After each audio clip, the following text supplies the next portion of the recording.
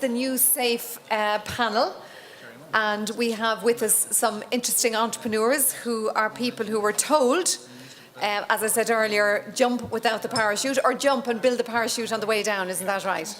And on my right, to start us off, is David Bradley, who is here representing Global Entrepreneurship Week. And David, if you'd like to kick off maybe by telling us a little bit about Global Entrepreneurship Week. Okay, well, Global Entrepreneurship Week is a movement that is, I suppose, is hosted in about 150 countries all around the world, and each year we've about 7 million people who participate. The idea of Global Entrepreneurship Week is to rally the entire community that are involved in supporting enterprise. This includes government agencies, universities, entrepreneurs themselves, and to really fly the flag for entrepreneurship and encourage more activity in the space. I suppose it's no lesson to anybody that entrepreneurship is the #1 driver of the economy in terms of job creation, and it's probably one of the most important things for us here in Ireland to focus on driving forward as a big agenda. Okay, thank you indeed. We'll come back to you in a moment with a question, but just to kick on with Gerry O'Reilly from iTrade-In, and you're a global trading platform. Gerry, what exactly do you do? That's right, Orlaith, thanks very much. Yeah, we are building hoping to build the largest online trading exchange and platform for the food and drinks industry. So basically what we're doing is we're providing the technology to allow food and drink producers to build their presence online, and then we connect them to business opportunities around the globe.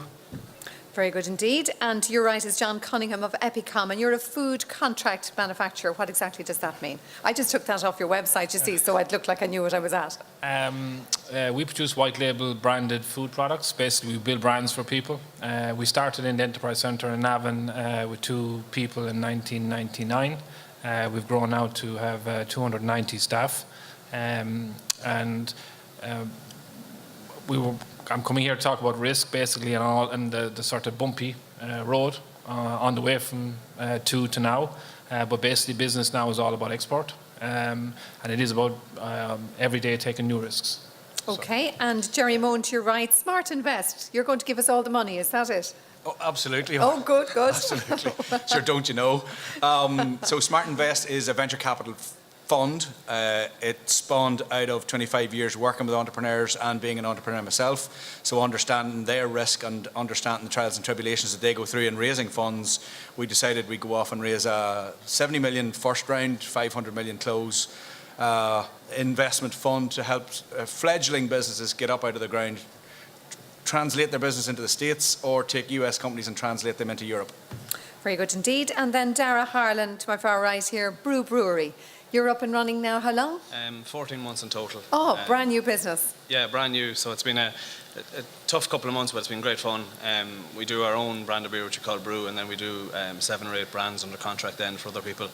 And we're exporting into 7 or 8, maybe more, international markets at the moment, and just trying to grow and build and do things slowly and not go bust in the meantime.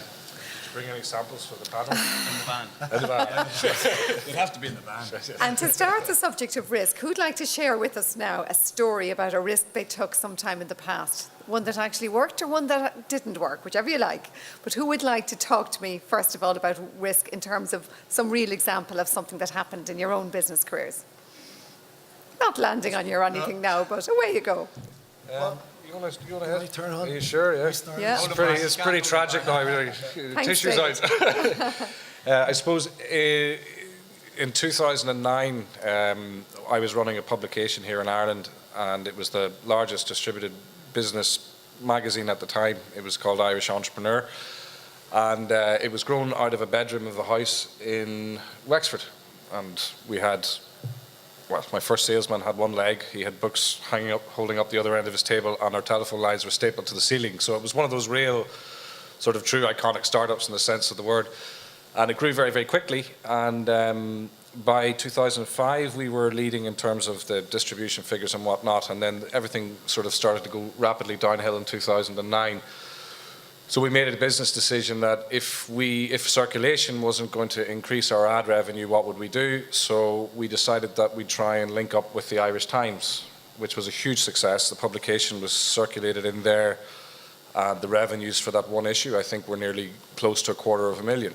So all in all, that was a huge success for us. However, the week it came out, the Irish Independent contacted us and asked us if we would run it in the Indo instead. And that would have been due to go out probably in April of 2009, at which point we had 25 staff working for us and salaries going out each month. April came, they asked us to hold off till May. End of May came, and all of a sudden there was a big shift in the downturn, and the contract was actually cut, at which point 25 staff and a business stopped to a point where simply couldn't carry on because everything had bled dry. So that was actually the complete failure of one particular business, and as a result of that then, I suppose you either pick yourself back up again and move forward, or you don't. So we ended up taking on the space of supporting entrepreneurs as opposed to writing about them, and we hooked up with Cunningham in the States, which is the world's largest foundation for entrepreneurship, and we're building a foundation for Ireland over there at the moment. And just in September, the first edition of Global Entrepreneurship magazine was released worldwide with 7 million readers. So all in all, what was pretty crap and what we probably never aspired to achieve ended up coming full circle for us. And we had Richard Branson on the cover, and he wrote the foreword for that particular magazine. So really, I think if people persevere, no matter what comes in their way or what hits them, I think if you just push on through that, there won't be you'll always overcome the barriers. Well, they do always say that in Silicon Valley, you're absolutely nobody unless you have a few spectacular failures behind you. So you can join the bar there now with style and talk about your failure as well. And it's about getting knocked down and getting back up again, isn't it? Any views on that in terms of turning failure into advantage? Is there any such thing as failure? That's what I was going to say, Gerry. Oh, you get in then, so. In you go. I mean, Come in close to the mic if you would, please. It's not so much failure as in it's just part of the journey towards success. You know, these are hurdles that you go through, and you know, when you get knocked down, you have to pick yourself up and keep going again. I must say, from my own point of view, I've been in business on my own or entrepreneurship for most of my adult life, and the only time I took a break from it was when I got married, and my wife said, "You know, this entrepreneur thing, could you stop it for a bit and get a job that pays?"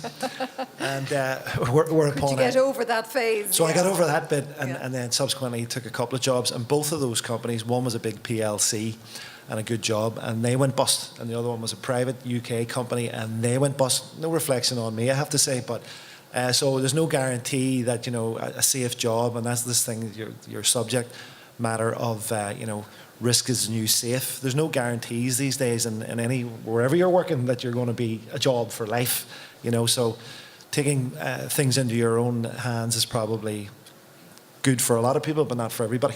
And Gerry, you were saying there's no such thing as failure. Now, I know you mentor an awful lot of startups, and you've worked with various different programs. You know, how do you counsel them on that particular issue if people are nervous about the prospect of failure?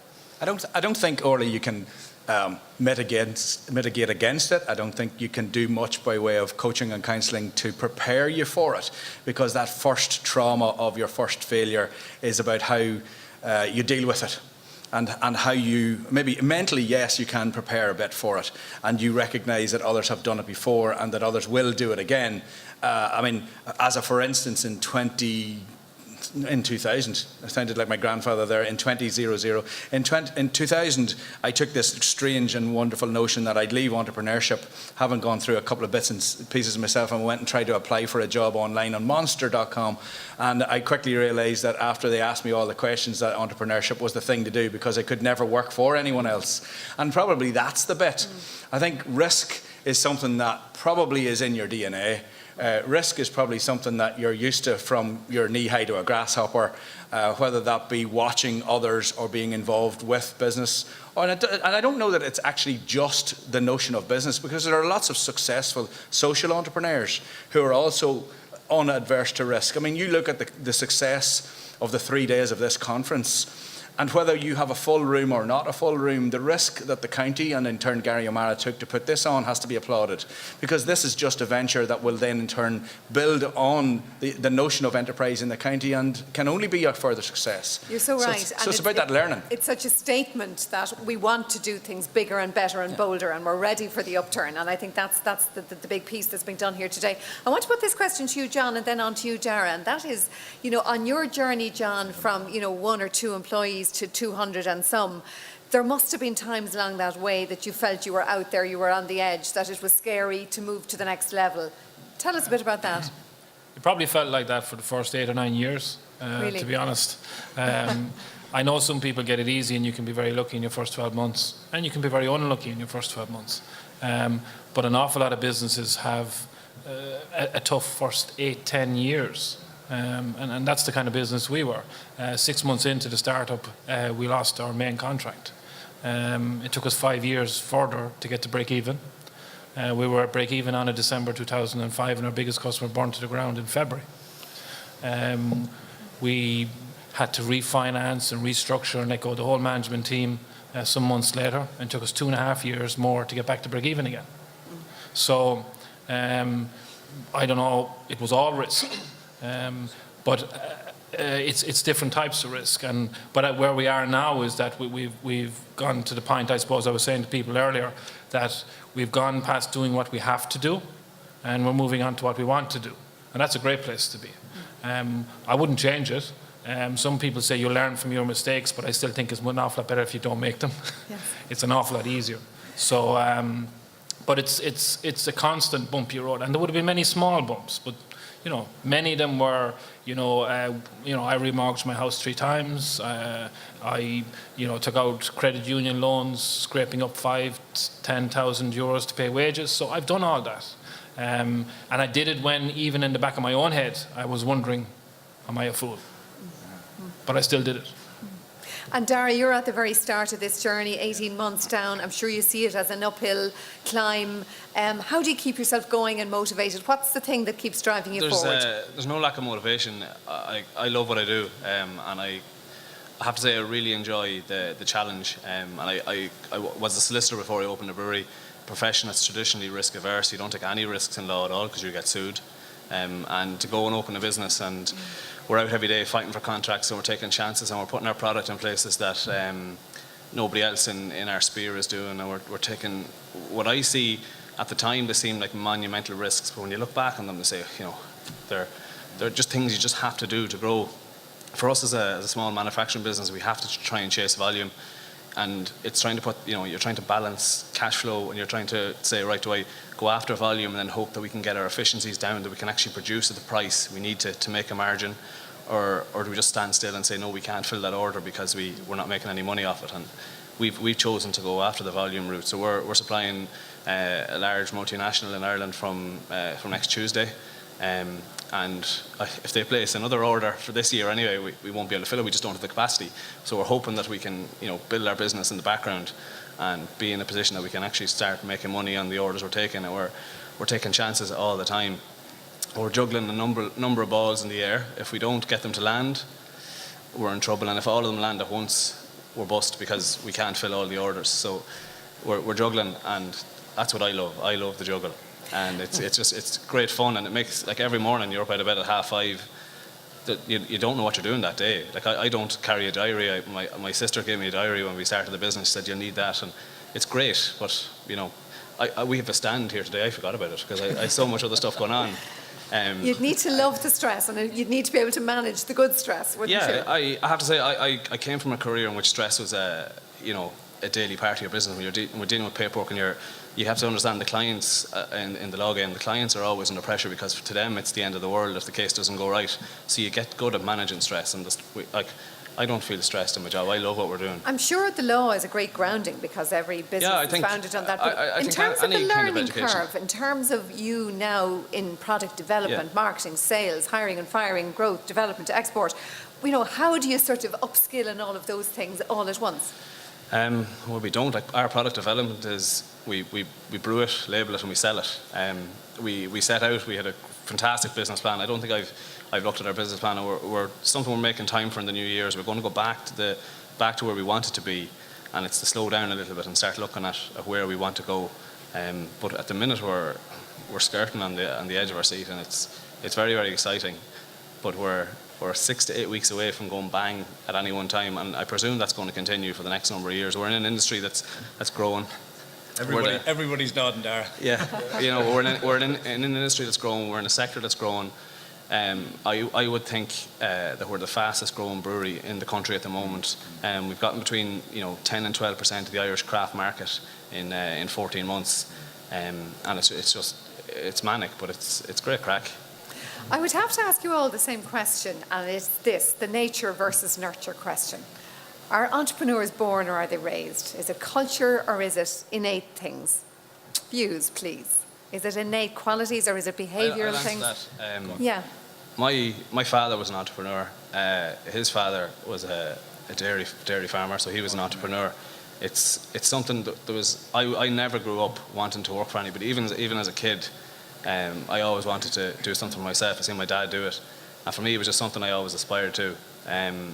I think it's a little bit of both. Anyone can be an entrepreneur, but sometimes we as Irish people, no matter who you speak to, they all have family members somewhere down the line that are self-employed, and I just think we as a people have that. We have it within us. Yeah. Well, there's a study out in Norway that's showing that youngsters who grow up in a family where there are entrepreneurs or where there is a business being run it's like 40%, 7% more likely to go into it themselves. So that's interesting in itself. Any other views on it? Nature or nurture? I think what you were saying earlier there in the previous panel about entrepreneurs don't like to be told what to do. There's a lot of that too, because I think I've been unemployable forever. Yes. As in. So we're just a always thick want to lot, run. is what you're saying. We're very thick. Yeah, something like that. No, but I think it's about being able to run your own show, master your own destiny, create your own vision, go out there and have a go at it, and always be leading the way.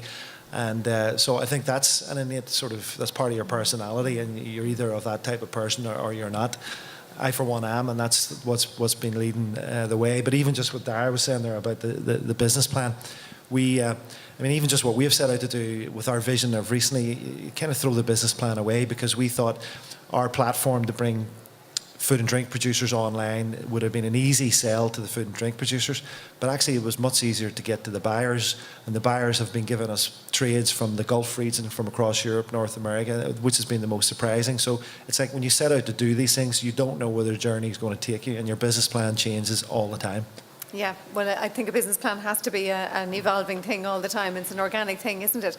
John, in terms of what happened to you en route, and in terms of the kind of things we're talking about, were you the driver of the business single-handedly, and then did you employ other people with a kind of an entrepreneurial mindset, or was it enough that you were the entrepreneur? In the very early days, I had the opportunity to own the business 100%.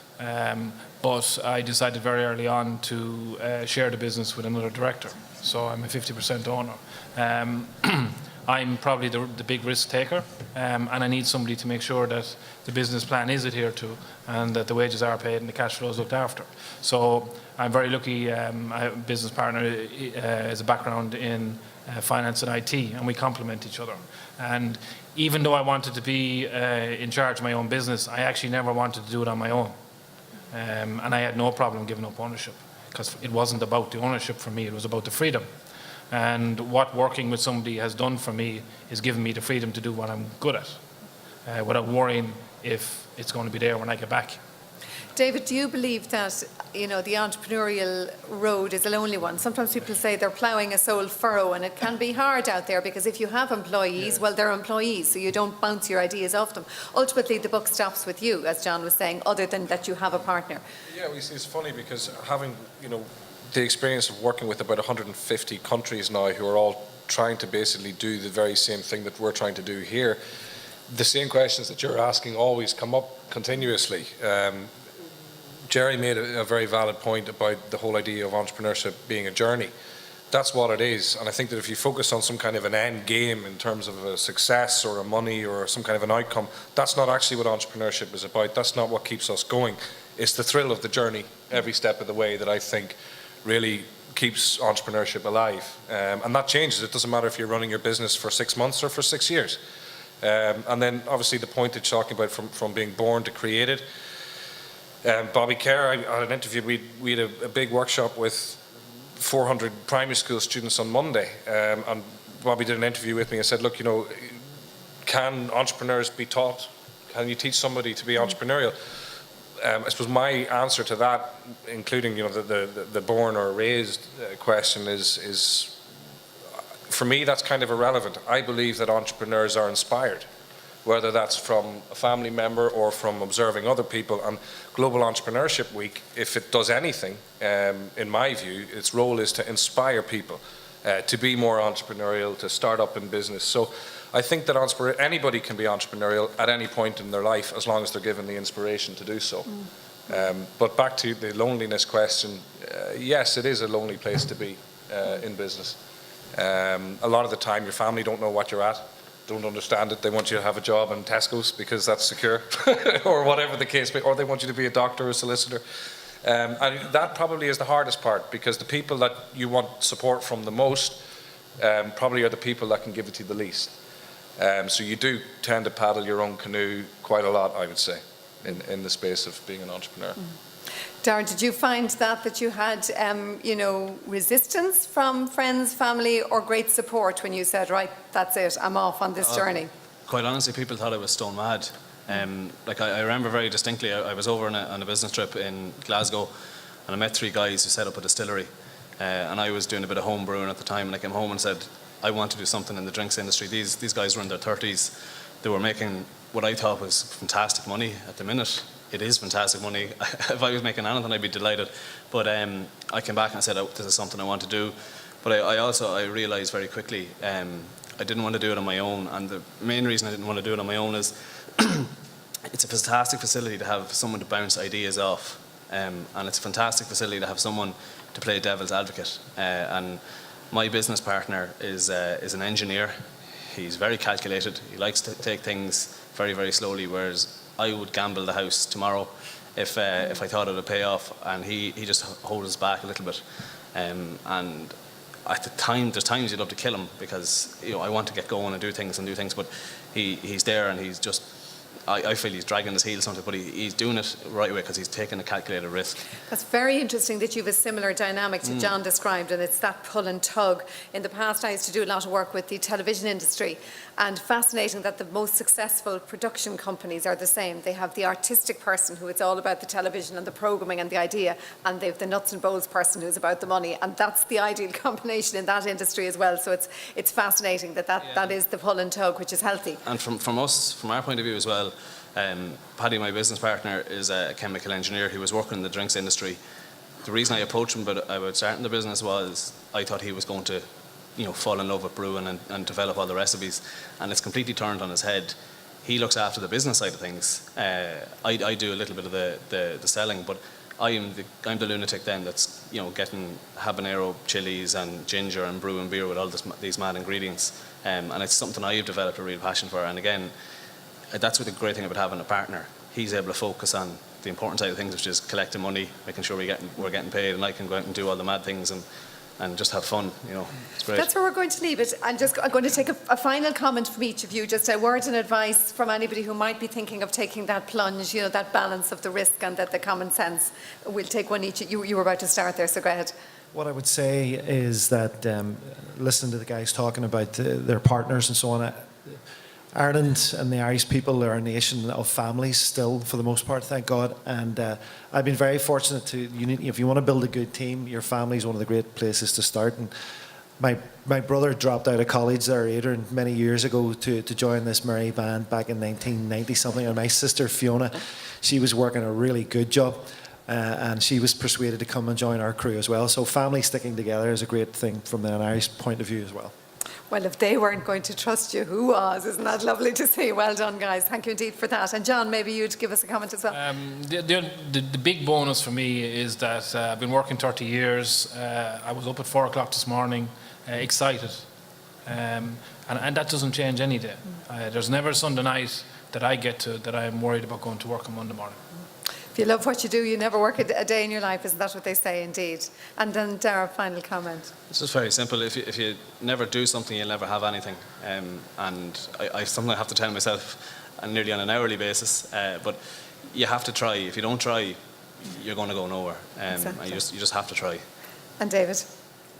Yeah, I suppose for me, it's only something that I've learned from, actually it's more of an American thing, and this is the whole concept which is alien to us in Ireland, which is sharing.